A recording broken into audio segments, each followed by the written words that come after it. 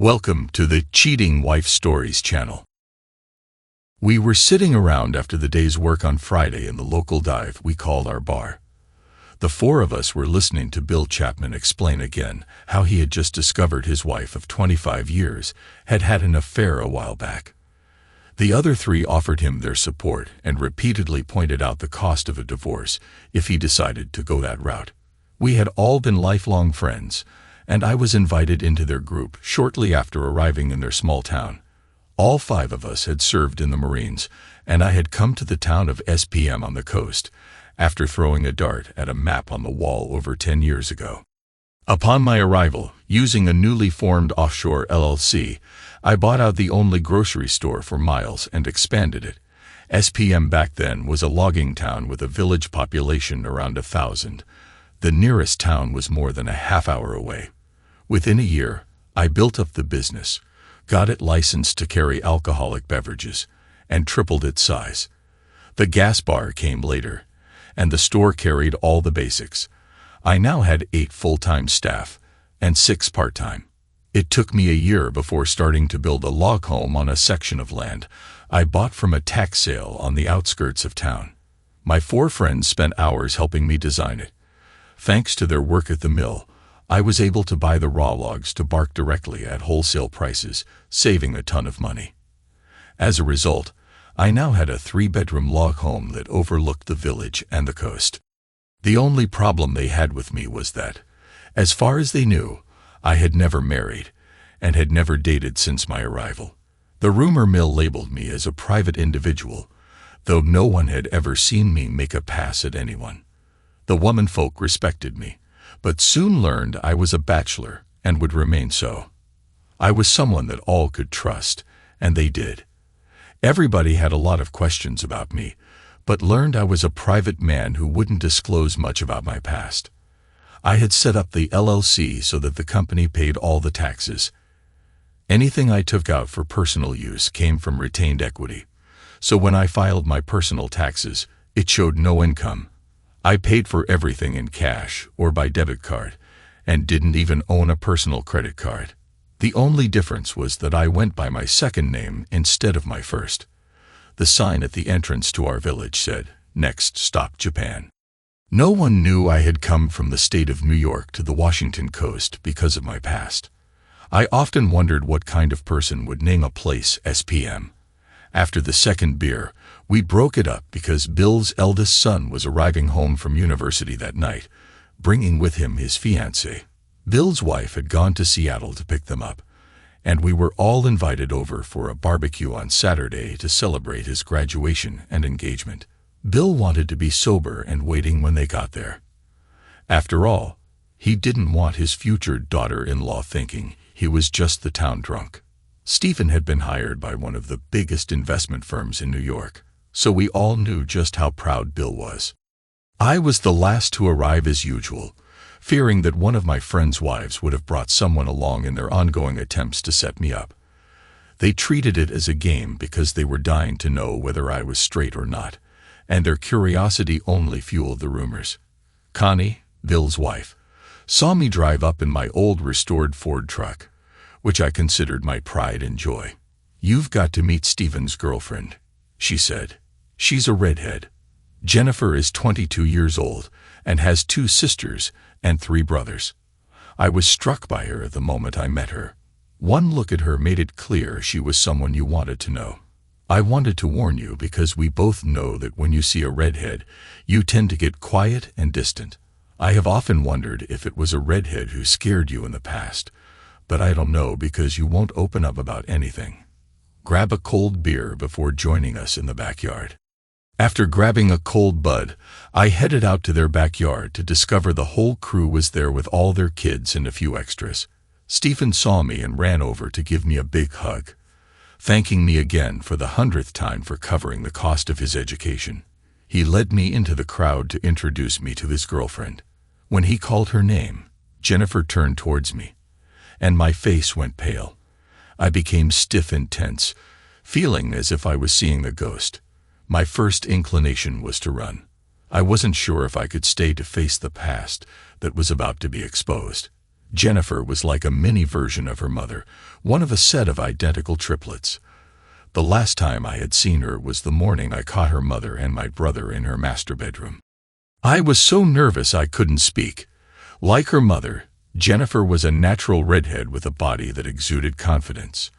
At 5 feet 6 inches, she was striking and had the curves that caught attention. Too much looking at her could cause any man to feel overwhelmed. When she saw me standing there, her baby blue eyes lit up with joy and tears started to flow, but it was her big smile that told me these were tears of happiness. I was on the verge of losing it. The pain, grief, and loss were staring me in the face. Seeing her as a beautiful adult made me realize just how much of my children's lives I had been forced to miss. "Oh my God, I don't believe it," Jennifer exclaimed through her sobs, expressing her emotional joy as she rushed toward me. "You're alive. I never could accept that you were dead." The silence around us grew heavy. Everyone wore looks of shock, unsure of what to say. They had to be wondering what was happening as Jennifer rushed into my arms.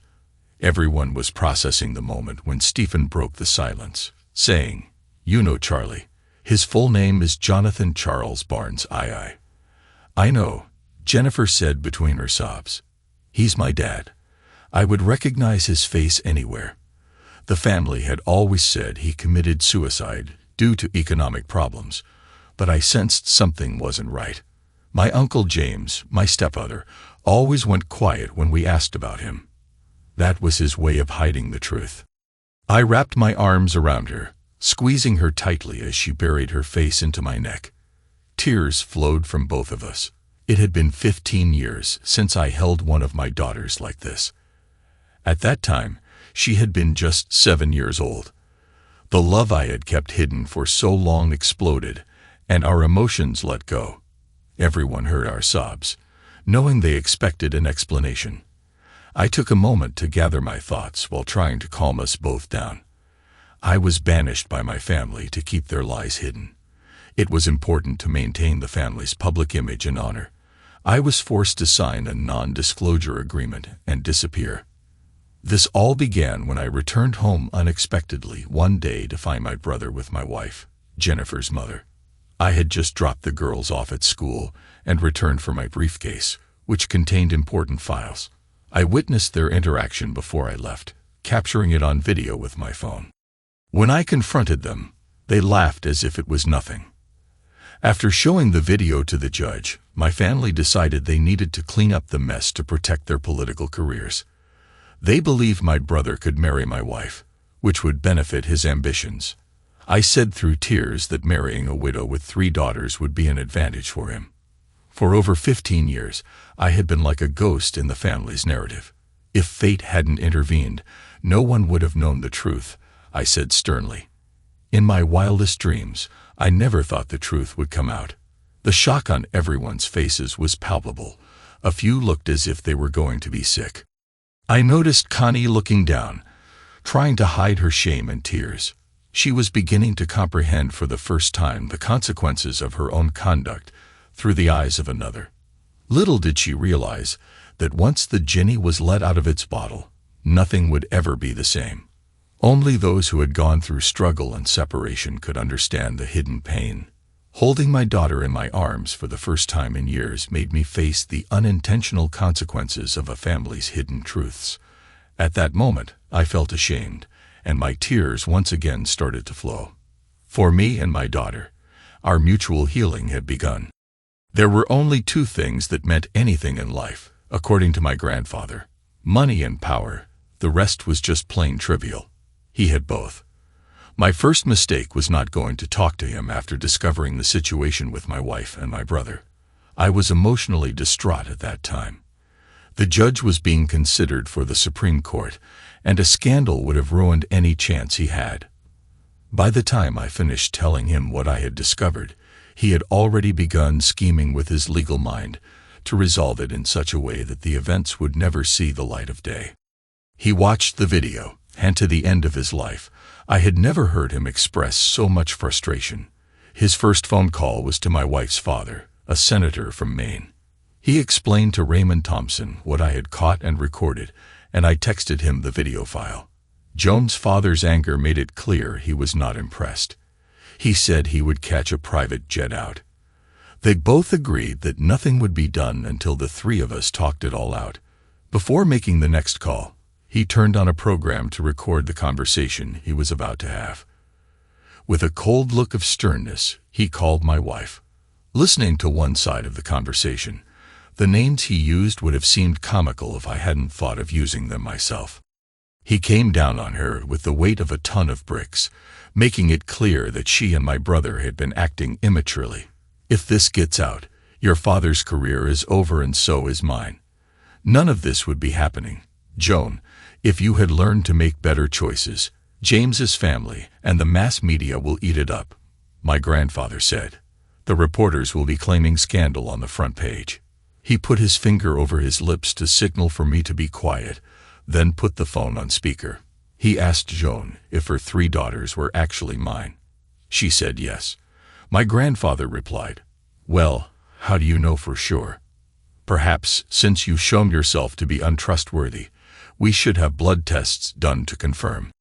Joan became animated with anger and responded that her involvement with James did not start until 3 years ago, making it clear that there had been no others. The judge questioned, "Why should anyone believe anything you say?" She pointed out that she was on birth control because she did not want more children, suggesting that James might not have been the only one she had been with. My grandfather then asked, "Do you love James?" She said, "I have always loved him, but it has now changed. I used to love him the way a woman should love her husband, but now it's more like a sister loves her brother." Those words felt like a knife to my heart. The judge could see my pain. It was as if she had stabbed me. Joan continued, "I guess James and I are at fault for that. If I had worked as hard at the marriage as John did, this would never have happened. James saw my attraction in him before John and I married and deliberately pursued me after he moved in." She explained that they had let their attraction lead them astray. And eventually I gave in to his constant attention, with James staying with us, while John was on his many business trips. Our desires drove us to where we are now. At first, it was strictly physical. We didn't realize until it was too late that we had developed feelings. By then, we didn't want it to end. We were satisfied keeping it hidden from his brother, and we didn't think through our actions. I believe it was never our intention to hurt John. We had not decided what we were going to do until John caught us. Sadly, I could tell from the sound of her voice that she felt no guilt or remorse. There was not even a hint of regret. She wasn't ashamed of being caught. My grandfather saw the tears running down my cheek. My world was crumbling. He then asked, "Do you love James?" Just to confirm. Joan said yes. After John caught us, James asked her to become his wife, and she agreed. My grandfather replied, "So James has taken away from his younger brother his wife, children, and life. What kind of man could do that to his younger brother? What kind of woman would allow that to happen? How could either of you do that to another human being? Do you think John deserves this?" Joan said, "We won't deny John his right to see the kids when our schedule allows it, because James is planning a run for political office. So whatever we end up doing, it has to be handled quietly and delicately. Publicly, James will have to become their new father, while John will be the distant uncle. As you know, the courts are still reluctant to grant sole custody to the father." My grandfather then said, "I guess the only thing I have left to say to either James or you is that once we resolve this matter, I never want to hear from either of you again. In my eyes, both James and you are dead." He slammed the phone down in anger, and I had never seen him that mad. After a long silence, he looked at me and said, "Remember the hurt, the pain, and your loss. They have made it clear that you have been written out of their lives and your children's lives.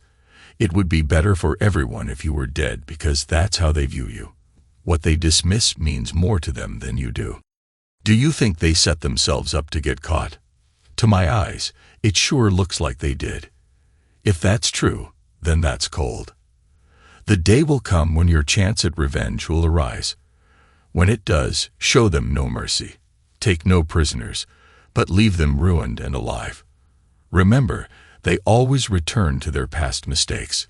Damn it, I would not have believed it, but she is truly conniving. She should have become a politician. With that, my grandfather drove his fist into the wall, breaking his hand.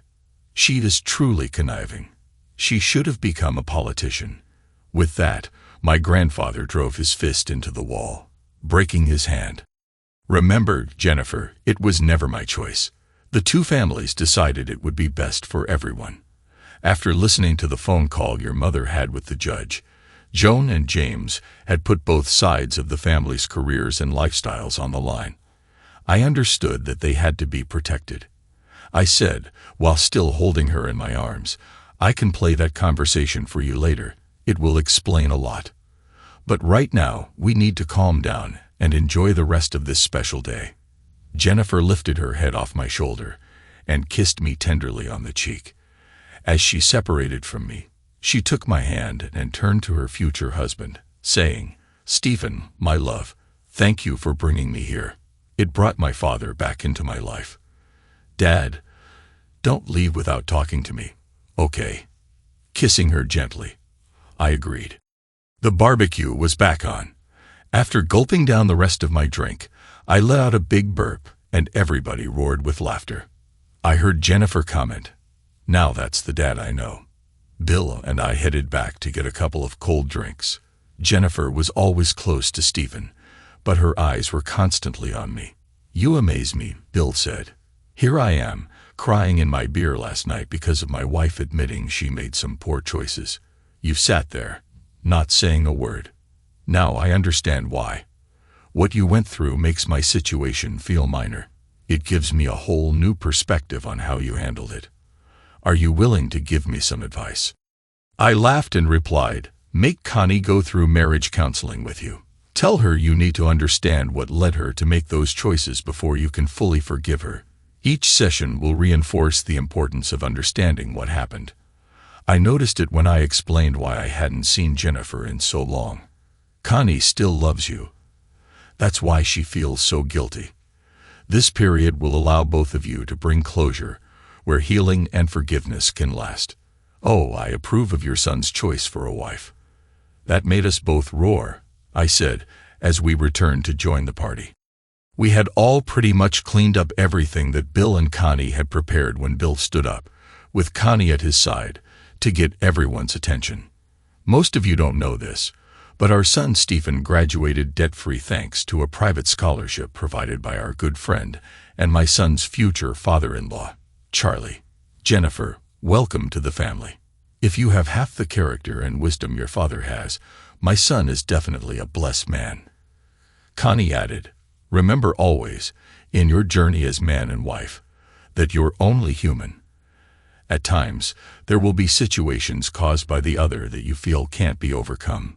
Bill and I thought we had reached that point, but we found some very wise advice as a result. We will be seeking outside professional help.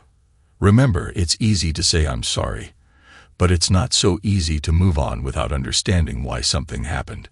Never let your pride get in the way of your marriage. Everyone agreed and then proposed another toast for them. Later, as I made my rounds to say goodbye, Connie came over to me, planted a kiss on my cheek, and whispered, "Thank you for getting my husband to give us a second chance. We will be seeking counseling to try to work it out. My family owes you big time." I looked around for Jennifer, but she was nowhere to be seen. So I entered the house to head to the front door when I noticed the 2 suitcases by the front door. "I hope you're not leaving without me, Dad," my daughter said. "Steve agrees with me that since we are home, I should stay with you. It will give us a chance to get to know each other again. After all, we both expect my real father to be the one that walks me down the aisle." I lost it again. It was a hoot watching her drive the old Ford home. She had never driven a Standard in her life. I just watched while mentally figuring out the cost for a new transmission because she kept using the clutch as a brake, and her inexperience caused her to grind the gears. The double S-curve gravel driveway up the hill to my house blew her mind. She stalled out at least 5 times. It made me laugh, yet it was a simple memory I would treasure for the rest of my life. As soon as we got into my home, I started up the wood stove to take the evening chill off the place, then gave her a royal tour after planting her suitcases in what was now going to be her room. By the time we had finished the tour, she was in love with my log home. Each of the bedrooms was designed like they were all master bedrooms, each having their own bathrooms. The open kitchen with a pantry off to the side, the open floor dining room and living room made the space appear huge, leaving the office, a half bath, and stairs at the very end. We had left the office or computer room for last, so I could let her play the conversation my grandfather had recorded so many years ago. After listening to it, she asked if she could get a copy, so I copied it to a stick and gave it to her. I also copied the video of them together. She noticed that the files were originally made 2 days before my reported death. I left her there crying and grieving, knowing she was experiencing a whirlwind of emotions, from love to anger. The raw truth of hearing the voice of someone you care about, proving that everything they told you was nothing but lies, had to destroy one's trust and faith. I went into the kitchen, poured us each a glass of wine, and sat on the couch facing the window, watching the village lights below when she finally came out to join me. I noticed the puffiness of her tear-swollen eyes as she sat down beside me. I took her in my arms, holding her without saying a word. The glasses were almost empty before my daughter spoke. All my life, I've been told they drew closer as they grieved your death until they realized they had fallen in love. And then they got married. It was the biggest wedding that year in the state, Jennifer said. My own mother's voice proves everything they said about it was nothing but a lie. I still have difficulty understanding the coldness of both towards you. I wonder if it was done out of hate. Mother claimed she loved you until you died, and it makes me question if anything they said to us was true. It's going to take time for you to work it out. Heck, I still don't understand it all. Even worse, there may not be an acceptable answer to why. I replied. Their marriage may not even be legal. If that comes out, James's re-election bid for the Senate will go down. I have a copy of the non-disclosure agreement I had to sign with the judge and your mother's father. It details what I had to do and why it had to be done. I will give you a copy before you leave. They took your children from you and changed our lives in ways we may never fully understand. She replied, it's like they were acting as if they were gods. The one thing I don't understand is why you let them. First of all, they manipulated me, I said. My grandfather believed until his dying day that they had it all planned. They counted on the fact that the rest of the family on both sides had too much to lose and would do anything to cover it up. Their family's own long-term conduct proved them right. So for your mother and my brother, there was no downside. As a result, they got to keep everything. My former business lost a lot of its reserved cash. My ex took the corporation public and converted my equity into shares to raise much-needed capital. It was out of sight, out of mind, as far as the public was concerned. Both the judge and your mother's father transferred offshore money into a new LLC set up in my name, only to help me start my life far away. I explained that Joan and James knew the family with enough money could find a way to make everything disappear. They'd banked on that fact, and time has proven they counted on it. So now, everything I do is managed through the LLC, which means I have no personal income to declare. This was done to make it harder for anyone to trace me. The international corporation is in a tax-free haven, and every income one draws comes from retained earnings. My computer room is where I manage the LLC and its many investments, which have done very well. I explained that my grandfather told me the day would come when the truth would come out, but I had to promise him that I would wait until it did. Only then would I be free. He said it would be the truth of what happened that would take the two of them down. Now that you know, when I walk you down the aisle, many will see my face. There's no way they can hide it. Their past will begin to unravel, becoming a very public scandal. The business here gives me the appearance of having a normal life. Our wedding is set for the 6th of August. They have already rented the hall, booked the church, and sent out the invitations. Grandfather Barnes was to walk me down the aisle, but when he hears about our conversation, he will gladly give up his spot for you. I want to have the information released the last Sunday before my wedding, and have the search for your death certificate begin. I want those two to pay for what they have done. Do I have your permission to tell your father that you're alive when the conversation is finally released? Yes, you can tell my dad, although I believe you might already know that I am still alive. The answer to the second question is quite simple. Your mother and I have not gotten a divorce. I replied. I may not be legally dead, so I am not free to remarry. In my heart, I could not deliberately allow my desires to hurt another. The price I had to pay was to lead a single life. The morals, principles, and standards I have would not allow me to be like them. I told her it had finally sunk in because Jin's face showed surprise. For the first time, she saw the difference between her mother, my brother, and me. It registered in her mind that the difference was like night and day. Dad, you have been imprisoned. They stripped you of your life and your children. They made it impossible for you to have a new family. You were put in a box and forced to play their games by their rules. You are free, but it's restricted just the same. Does that make sense? Yes, it does, but it was also my mistake because I could have refused to go along, I replied. Instead, I decided to put the needs of both families first. I left her and walked back into the computer room, pulled down a huge binder from the shelves built into the wall, and returned to her. I placed the binder in front of her and told her to start looking while I refilled our glasses. Jin was amazed. It was a binder filled with all her life memories, every announcement, every public appearance, every place she was in, copies of her report cards. I had captured everything I could in her walk of life. She was surprised by how much she had forgotten. We talked into the early hours of the morning as she shared her thoughts on those memories I had never mentioned. She went to bed knowing she had always been loved by me. I told her that I had a binder just as full for each of her sisters, which I hoped one day I would be able to share with them. She stayed for 2 weeks, splitting her time between Stephen's family and me. By the time she left, we were closer than we had ever been. I felt blessed to have her back in my life.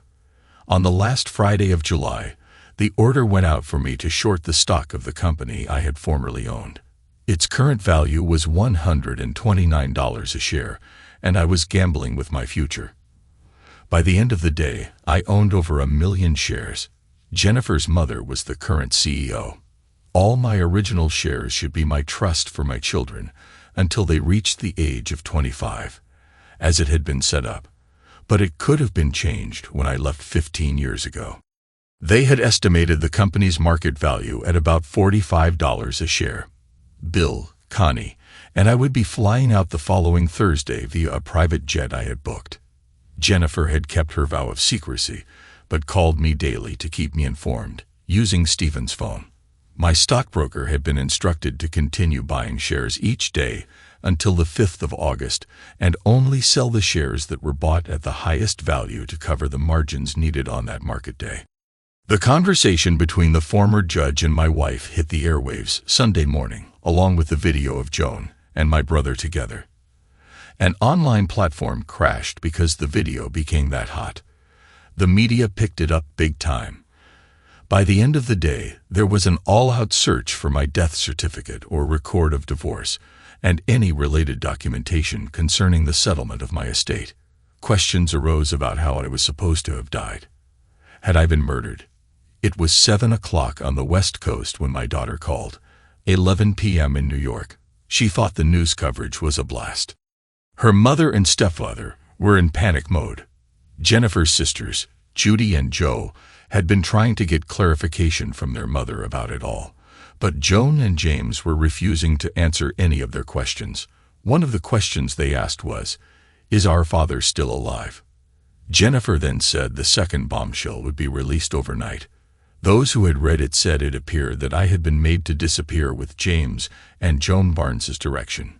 The accounts and funds the family promised me seemed to have been sent to non-existent entities, raising suspicions that I had been set up for harm. She then said she would call my father into his office and hand him the cell.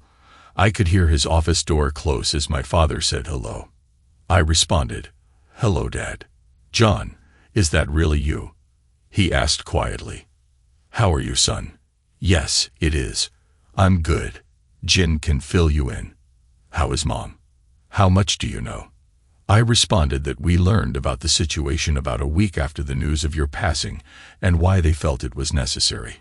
We're a bit older now, but we're both doing quite well, all things considered. You'll be proud to see how well your daughters have turned out. But tell me, how did Jin figure it out? My dad asked. "She found me by chance. It turns out her intended is the son of a good friend. His family hosted a barbecue to introduce her and celebrate his graduation from university. When Stephen brought me over to her, she recognized me right away, and we have been in contact ever since. I mentioned that I need to stay out of sight until the wedding, so I'm flying in Thursday night with the groom's parents and family. Do you think I can remain safely hidden if I arrange for a helicopter to drop me off at your estate? I'll make sure the landing pad has the lights on, and we will give the staff a few extra paid days off. Your mom will be thrilled to prepare some meals for us. Just let Jin know your time of arrival," my dad mentioned. After a few words, he said he wasn't going to tell my mom. He wanted it to be a complete surprise. Early Monday morning, in the European markets, according to FBN, the share values of my former company had dropped over $20 right at opening. I picked up another 1,000,000 shares for $11 each, buying them short. That afternoon, after watching the values continue to drop, I placed a buy order for 4,000,000 shares at $45 each, trying to get it to bottom out and sell off all the shares I currently own at $65 each. The mass media frenzy, with CNN taking the lead, was damaging to James and Joan Barnes, affecting everything associated with them, including accusations of serious misconduct. James Barnes, being a Republican, allowed CNN's Anderson Cooper to speak out passionately, taking full advantage of the situation.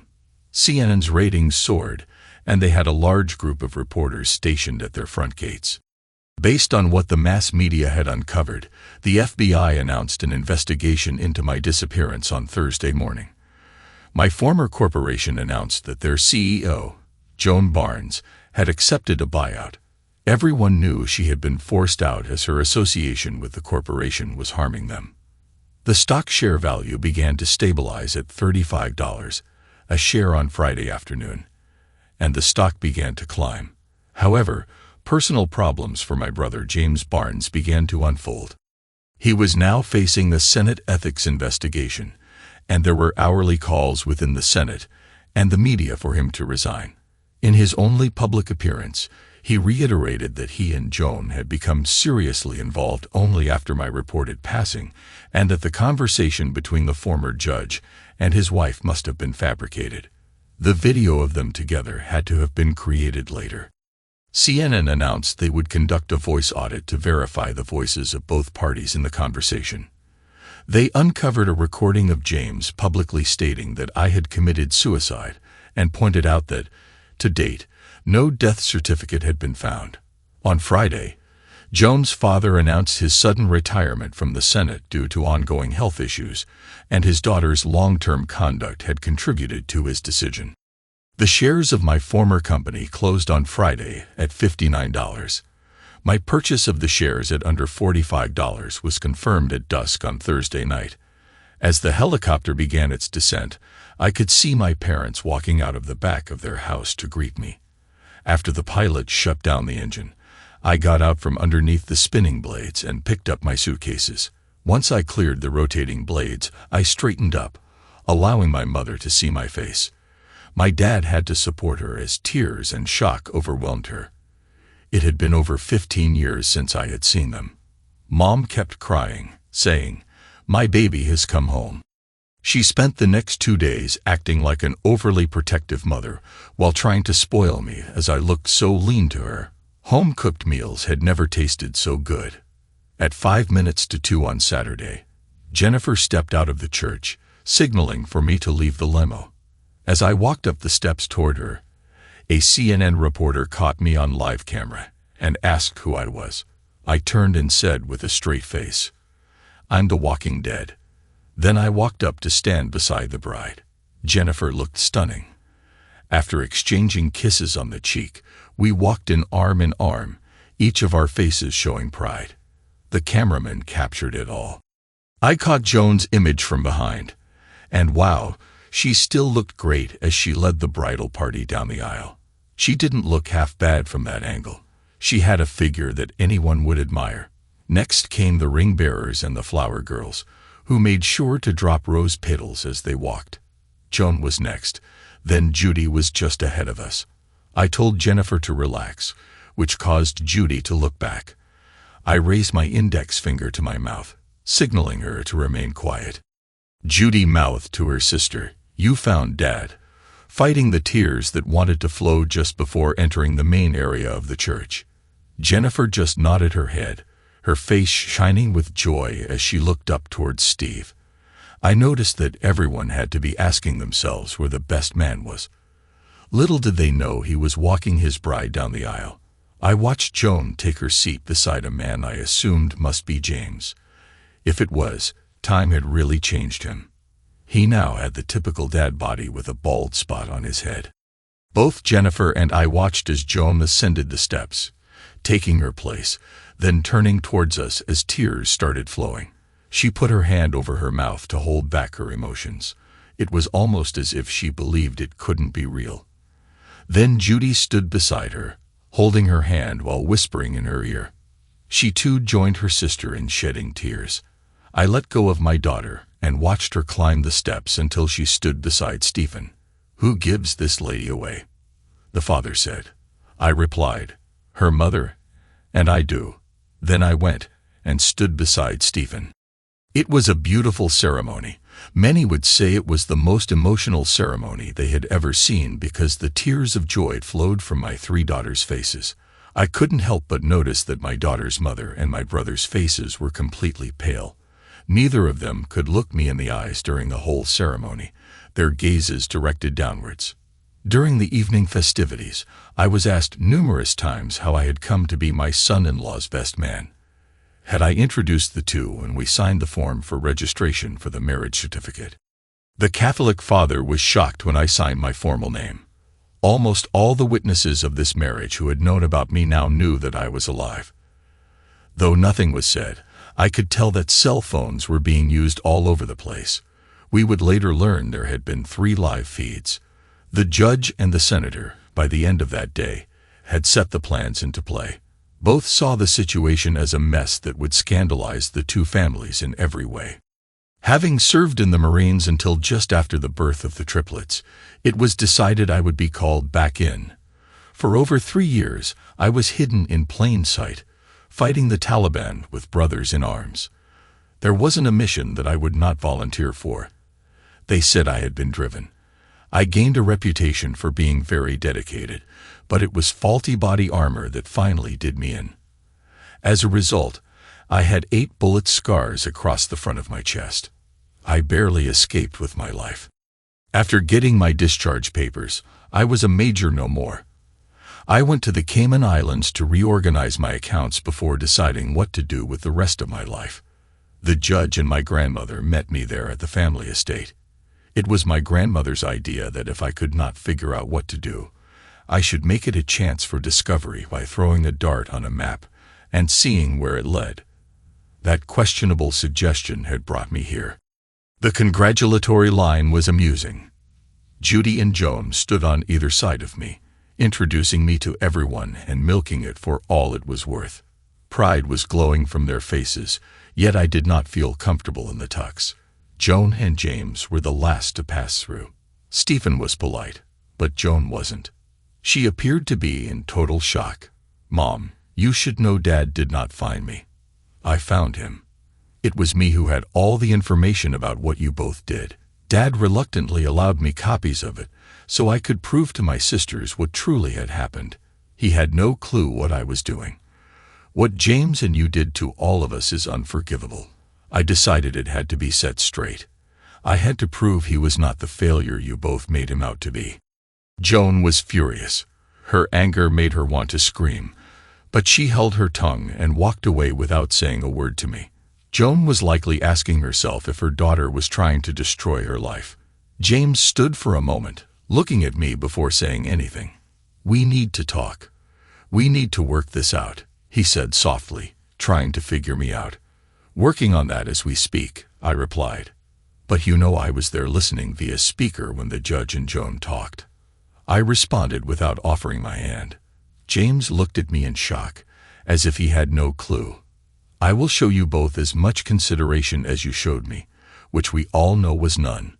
You made your bed, now live with it," I said in a stone-cold voice. "I'll enjoy watching the fallout." We stood there watching the couple as they headed out the door. My 3 daughters saw a big smile on my face. Steve said, "Oh, something's up." I just laughed, knowing that as soon as they got off the church steps, the 2 of them would be served. Joan was being served with divorce papers on the grounds of adultery, and James for alienation of affection. It would be captured by the mass media. Again, the nightmare for them was going to get a lot worse. It was time for us to get to the park for the pictures for their wedding albums, so the bridal party climbed into a big limo. On the way over, while sharing a glass of champagne, Jennifer explained everything to her 2 sisters, who were holding on to me tightly. They were surprised to learn that Jen had stayed with me for 2 weeks while she got to know her in-laws. My 3 daughters had grown up to be very beautiful ladies, and they made me proud. Jennifer explained how we had gone through all the things I had collected about her throughout the years. She said she got the impression that I knew more about her than she remembered about herself. Then she added, "He has one on each of you just as thick." It proved to me, Jen said, that he never stopped loving us. The only awkward moment during the photo shoot was the one with all the parents, all 5 of us. We got around it by having Connie and Bill between the rest of us, but they could not get 3 of us to smile. James and Joan were not in a good mood. Their world was collapsing fast. My identity was now out, and the mass media was having a field day. "The Walking Dead is alive" became the mass media cry. Everything they thought they knew was being rehashed, like the Democratic media always did. Everything was being taken to the extreme. The bridal dinner was over the top. Then it came time for the toast. As the best man and father of the bride, I threaded it with tact. I explained honestly how, thanks to his good parents, who I considered best friends, we had developed a close bond, and that I saw him as the son I never had. I went on to explain some of the comical situations we put ourselves in and how they had drawn us closer. I admitted that I was taken by complete surprise when he introduced me to his bride. I finished it off by saying I hoped they had the wisdom to catch on to and hold on to all their dreams. My mother's face glowed with pride when Stephen stood up. I almost lost it. He started out by saying it's rare that a groom can say that his father-in-law is his best friend. Jennifer's father paid for my post-secondary education and has advised me through a lot of rough times. It was a shock to us all that day in June when I discovered that John was Jennifer's real dad. I'll never forget my own father's words when he said I had to be a blessed man to have Jennifer becoming my wife. To both of my fathers, I want to say thank you for making me the man I am. When the bride and groom started their dance, they owned the room. To this day, I have never seen a more beautiful bride. Judy and Joan kept me on the dance floor, both wanting to share as much time with me as possible. Outside of my mother, they controlled all my time. The master of ceremonies came out on stage to announce it was time for the bride and her father to dance. Before we do that, with the bride and groom's approval, I would like to give General David Bloomberg the mic. The general stepped forward and said he was here to give 3 medals to Hard Hat Charlie. I had to laugh. Hard Hat Charlie was a major in charge of a platoon of SEALs. He said they had gone into a mission that is still classified today, only to learn upon arrival that it had been an enemy trap. Our intelligence about the situation had been totally wrong. The 2 platoons sent with them were also trapped. They were surrounded. When under review of the botched mission, it was said it was like a modern-day Custer's last stand. After 2 days of heavy fighting, with our forces near exhaustion, word came down the line to load up their bazookas to the max and pass them down the line. An average Marine can carry one of them with all their gear. Hardhat Charlie had taken off all his clothing and gear. He had nothing on but his bulletproof vest, his helmet, boots, and his underwear. Everybody roared. Everyone around him told him he was crazy, but he said to his second in command, "Win or lose, if we don't gamble, we are all going to die. Since to all I love, I am already the walking dead. At least I will die with my boots on. I must give my men a fighting chance." He loaded up his body with 2 of these bazookas. After throwing a bunch into a clearing, he put his helmet on, stuck a cigar in his mouth, stood up, moved into a clearing, and let those babies rip. His first hit was on an ammo reserve, which caused multiple explosions to spread everywhere, sending the well-hidden enemy scrambling. After firing a few more shells, he turned around and fired into pre-selected sites up the hillside. He was hit 23 times while still firing before he went down, but only 8 of them were serious. The enemy's back was broken because of his actions. They ran like the dogs they were. Each man who served with him to this day swears he alone saved all their lives.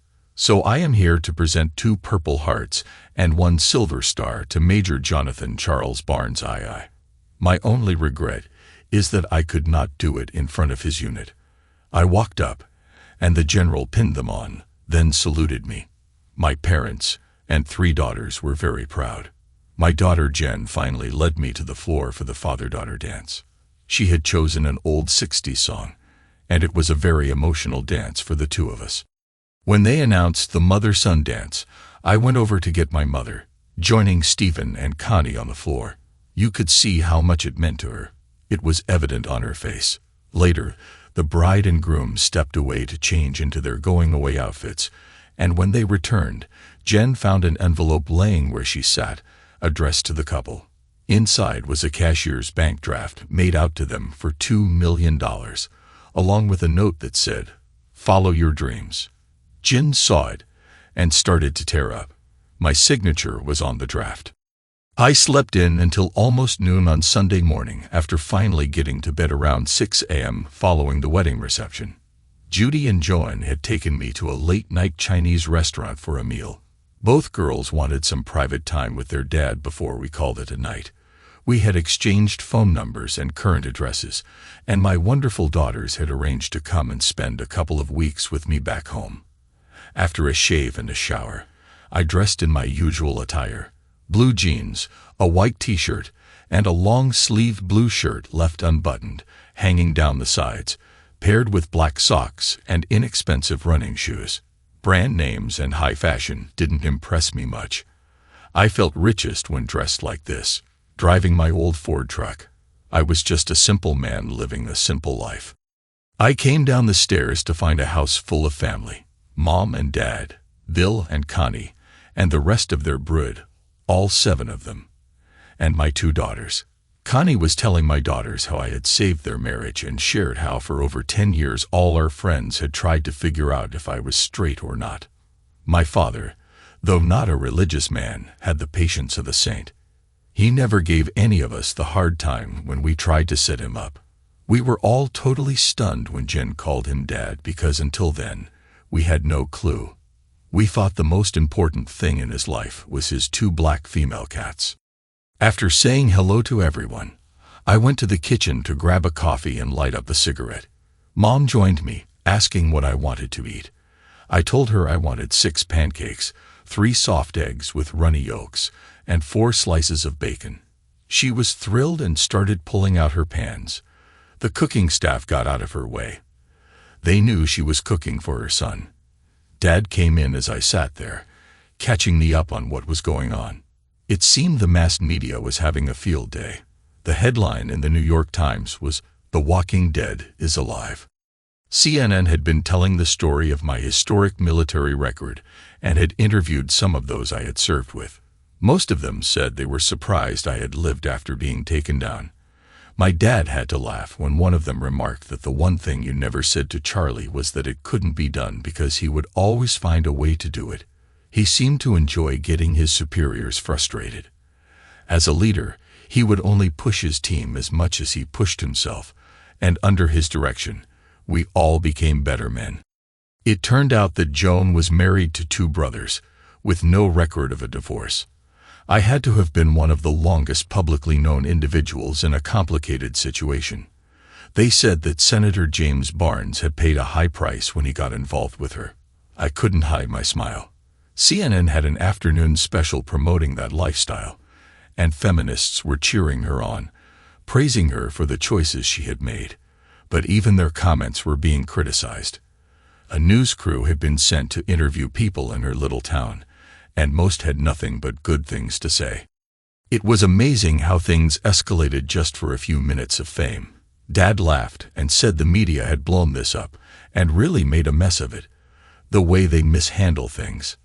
By the time this is done, the country will think you're a saint and you won't have even said a word. Both Joan and James are in a tough spot.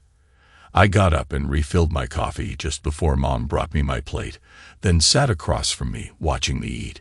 She was still working up to the point where she could accept that the baby of the family had come home. Dad said, "Joan mentioned that your brother is claiming he had no knowledge of what Mom said to the judge because he had gone looking for you. Do you think that might be true?" "Who knows?" I replied. "We know that for 3 years. She was involved with him behind my back. There's no way we as humans can remember everything we said or didn't say. They must have discussed the consequences of being caught and what they would do if that happened. Your mother felt secure enough to say what she did that day. She was mentally prepared for what unfolded, and her choice of words proves that. Either way, they expected the family would handle it. The 2 of them used us all." "Oh God," Joan said, "you looked at it not in a personal way, but in the way it affected everyone in the circle around them. That paints a different picture.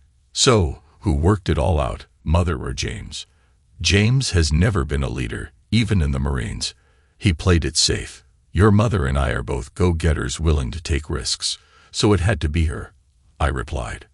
"Jennifer told me that your gift last night, if managed properly, would set them up for life. She wouldn't tell me how much it was, but she asked me to tell you that they are investing it for 5 years because they don't want to end up in a situation where they just squander it," Joan said softly. "Just so you know, the threads of what was done are just beginning to unravel. No one knows what will come in the end. You never know until it's revealed what people with money and power will do. On Saturday, your mother was served. It's time we got divorced," I said. "Your sister is being very wise. When your sister and you get married, you will get the same amount," Joan replied. "When did she receive the papers?" Joan asked. "The moment she left the church. James got served too. I'm suing him for alienation of affection. Either way, it's complicated. I got the family trust frozen because I am not dead. Everything in it will be dissected by the lawyers. If they put their own money in because of what was done, I may get theirs too," I said. "James will have to pay a few million to settle the suit," Joan said. Joan looked at me without speaking for a moment, then said, "The house they're living in is owned by the trust. I think everything is. They may be in a tough spot. It's a mess, that's for sure. I feel sorry for us all. Lawyers are going to end up taking a lot, regardless. This was done to protect those who no longer need protecting. Sadly, it's always the innocent that get hurt." I noticed Judy had been listening to the conversation and seemed to have something on her mind. When she asked if she could talk to me privately, I wasn't surprised. With Dad's permission, we slipped into his office. "Dad," Judy said, "I've got a female friend whose ex-boyfriend has been abusive in the past. She has court orders against him, and he has been jailed a couple of times. He's set to be released again next week, and we're both afraid he's going to come after her again. She's an RN I work with, and we share an apartment. She has started an 8-week holiday and has some money in the bank. Mentally and emotionally, if it wasn't for her work, she would be a complete wreck. She needs to be in a spot where she feels safe and secure. I think she needs to get away. She was at the wedding last night, and for the first time in a long time, she showed a lot of interest in a man who she said carried himself confidently. Would it be okay if I introduced her to you? Of course it is, but you know we fly home tomorrow. So what are you really trying to get me to do? I asked. From what Joan has told us about her 2 weeks with you and how you both interacted, I want you to take her back home with you. It sounds like the perfect situation for her to be able to completely heal. Bill and Connie are great people, so I know she will fit right in, Judy said. If you won't do it for her, will you do it for me? She's that important to you, I said. So, who is the man she is interested in? Yes, she is. I see her almost like an older sister who should have been with a good man long ago. The man she is interested in is you, she laughed. With your past, I know you can keep her safe. Dad, are you trying to set me up? I laughed back. Remember, I've reached the age where I'm old enough to know better. You can answer that for yourself. She'll be here in an hour, she said with a big grin. Remember, Dad, age does not matter. The things a man will do for his daughters. Joan and I had married right after she got out of high school. Her father had introduced me to her when he was doing an overseas tour. I was in my second year of college, and she was 15. For me, it was love at first sight. I joined the Marines with my father's influence and permission at 16. I took to it like a fish to water and excelled. My drill sergeant said I was mature beyond my years. Being mentally tough and determined allowed me to move up the chain faster. The only thing I found difficult was continuing my education while living in the barracks. Thankfully, schoolwork had always been easy for me. I graduated with my degree in 3 years instead of 5. I had 6 years in when the twins were born, and got my first discharge when they were 2. I considered myself a young 44-year-old father. My dad always said I was an overachiever and was willing to finance my company, and away I went. Thanks to the rise of computers, in 4 years, my brokerage company expanded across North America. I was always traveling for business. I must admit that I was a bit too hands-on. Dad and I were in the backyard, shooting a few hoops when Judy came out with her friend. As we watched them walk toward us, I noticed Judy's friend had long, natural blonde hair. She has a wonderful figure, just like your mom, Dad said with a chuckle.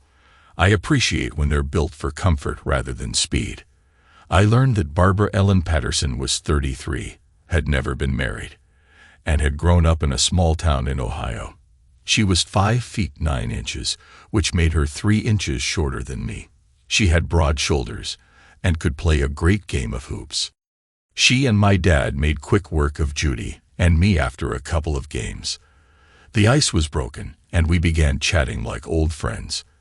After talking for a bit, I excused myself and went into my dad's office to make a few phone calls. I finally opened the door and called for Barbara and Judy to come in. I told Barbara that I had one of the directors of the local hospital on the line who wanted to talk to her.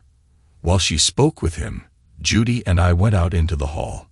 "What's going on, Dad?" Judy asked. I replied, "She's being offered a full-time position in the emergency department, starting in a month if her references check out, which, based on what you've told me, I assume they will. If she accepts, she can catch a ride with me when I fly home tomorrow, and stay with me until she finds a place. It will be up to you to help her sort out anything she can't take with her. The pay won't be as high, but the cost of living is lower." Judy hugged me and gave me a big kiss on the cheek. "Thanks, Dad. I knew you would come through. I had discussed this with Joanne, and she thought you would too. You have made it possible for her to finally put the past behind her. Thank you for helping her move forward." Barbara accepted the position, and the change that came over her was amazing. Her true, warm, and loving nature began to shine through. It was a joy for all of us to see. My dad, being a lawyer, drew up a power of attorney which would allow Judy to act on Barbara's behalf. I suggested to Barbara that she set up a new email account and share it with everyone she wanted to keep in contact with, informing them that she would send her new phone number via that account and keep them updated. Within a week, Barb, Judy, and Joan were thrilled. They'd rushed out the door to help Barbara prepare to go. The plane took off at 4 o'clock and landed at port just before 8. Connie and Barbara bonded on the way, while Bill and I talked about how impressed he was with my parents and my daughters. He advised me to be careful because Barbara was the kind of person who valued commitment. The stock value of my former company was now at $13. Tomorrow morning, CNN would receive a sealed envelope containing my death certificate and the location of my grave. It was just after 9 p.m. when we arrived in SPM. I drove by the small hospital so Barbara could see where she would be working before heading back to my home. The farther we got from the East Coast, the happier Barbara seemed to be. As I drove the truck up my driveway, I realized I needed to get a second vehicle. SPM's population was now about 3,000 and was evolving into a small tourist town. Seeing my home for the first time, she said, I haven't been in a log home since I was a small child. Before taking her luggage, we walked out to the front yards so she could get a view of how my home looked over the village below, with the log mill, the boats in the docks, and the endless view of the Pacific Ocean. It was a postcard image, and she was in love with it. I told her that dusk would come between 9:30 and 10. As we entered the house, I told her she was the second person I had ever had stay in my home. Neither of us knew at that time that she would never leave. I was up before Barbara Tuesday morning. It still amazes me when I reflect on how refreshed and beautiful she looked as she walked down the stairs. It was as if she had stepped out of the clouds into sunshine. With no makeup on, she wore blue jeans and a tank top. She fit right in.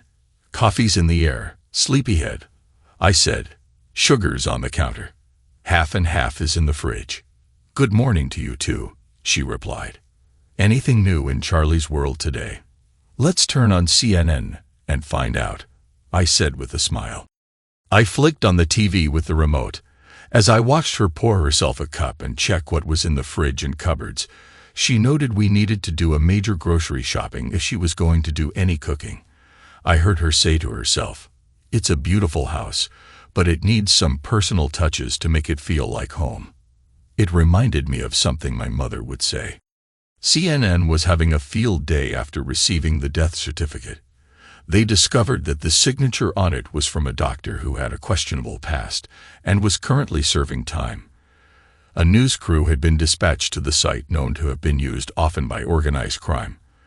When Barbara saw me smiling, she said, you knew. I had to admit I did. I then said, the judge set this up long ago to protect himself. After he died, I inherited his estate in the Caymans. I realized he was going to make them pay. I had the caretaker mail this information in. She laughed and said that Judy, Joe, and she had spent most of Sunday night and Monday morning discussing everything about the situation they were in. They were all in agreement that Joan and James were getting what they deserved. All of your daughters seemed to dislike what their mother did, she said. Your daughter made it perfectly clear that if I did anything to hurt you, I would be held accountable by her. All three of them think you're amazing. I had to promise Judy daily updates on how we were getting along. Barbara said, when I told her Saturday night what I thought about you, after the general spoke, she started to plan. I asked her what I thought about you. After the general spoke, she started to plan. I asked her why she was doing this, and she said, my dad's a good man who needs a good, honest woman in his life. After our coffee, let's drive over to Port so you can get your Washington State driver's license, apply for your nursing license, and do some major grocery shopping if that's okay. They have a golden coral there, so we can have an early lunch. That sounds like a plan for the day. If we can stop at the hospital so I can go to the Human Resources Department and fill out an official application, I replied, handing her my phone. I need to get our legal address saved in the memos. After stopping for coffee, before we got on the road, she asked if she could drive. I let her, and she had a smile a mile wide. She handled the clutch like she had been doing it all her life. When I said I was surprised at how well she was doing, she told me she had been driving tractors since she was 9. If you're in the country and aren't driving a standard, it's like saying you won't amount to much. After lunch, we hit the hospital and got that done, then went to the state local office, where she was told her new licenses would arrive within a week. Then it was off to Walmart. The groceries we bought filled the truck. I hadn't expected the new copper nonstick pots and pans, a complete set of dishes for $12, or the new silverware. Her explanation was that my basic kitchenware showed I just didn't cook, which was true. While she was in the hospital's HR department, I called my insurance provider. So our last stop was at the local Jeep dealership, where I picked up a fully loaded brand new Jeep 4X4. My insurance agent faxed over proof of insurance so we could drive it home. She drove it home, following me all the way. When we got home, she let me unload the groceries, then told me to get out of her way and leave her alone so she could properly set up the kitchen. As soon as the dish soap was unpacked, she used it to wash down every cabinet before unpacking a single thing. It was as if she was setting up a new house. I watched her in amazement as she organized the kitchen, making it her own. I should have seen the warning signs, but I was oblivious. I went into the living room and turned on the news. If it wasn't so sad, I would have laughed. They had found my gravesite and were asking if I was alive, or who was buried there. It would take the FBI to answer that. I heard Barbara's cell phone ring and listen in, gathering that it was Judy getting an update. I yelled, "Tell Judy you haven't assaulted me yet." Barb responded, "Your daughter says you can be a real pain." I laughed, knowing I was too old for her, and that was that. It was almost 10 before she was done. To celebrate, I poured us both a large glass of homemade blackberry wine and watched the twinkling town lights below until we went to our separate beds. I awoke to the smell of bacon being fried. When I came down, the coffee was made, and Barbara was wearing a homemade full-length housecoat with a matching nightgown. I commented that it was hand-stitched and asked how long it took her to make it. She said, 2 months. "How did you know?" I replied, "Because you can't buy that quality in any store." She smiled and said, "I like a man who notices little things." Breakfast was almost ready. 6 pancakes, 3 eggs, and 4 slices of bacon for me, with warm, pure maple syrup. I asked how she knew that was my favorite. She said, "Your mother told me, but you can place the eggs on your own pancake." She laughed. "So what else did my mother tell you?" I asked. She smiled, saying, "That's for me to know when you to find out." I smiled to myself. I could get used to this. I told her I was going to check in at the store and pick up the plates when I paid the taxes on the Jeep. She said that was fine because she had found the tape measure in my toolbox in the pantry and was going to measure for blinds and curtains. Before I left, she gave me a kiss on the cheek and said, "Just remember dinner is at 6 and always will be when I'm not working." Then it hit me. She was trying to make this a home, not just a place to sleep. I returned at noon and put the plates in the Jeep before heading inside. Barbara told me the good news. The FBI was digging up my gravesite that very afternoon. We both wondered what they would find. It had been discovered that my death certificate had been issued the day before I had re-enlisted. CNN was carrying it live. I received a text from the lawyers asking me to call. The first part of the story ends here. The second part will be released very soon, and if it's already out, you can find the link in the description of this video. Thanks to everyone who took the time to listen to today's stories. If you enjoyed it, please consider liking and subscribing if you haven't already. Feel free to share your thoughts on the events in the comments below. Take care.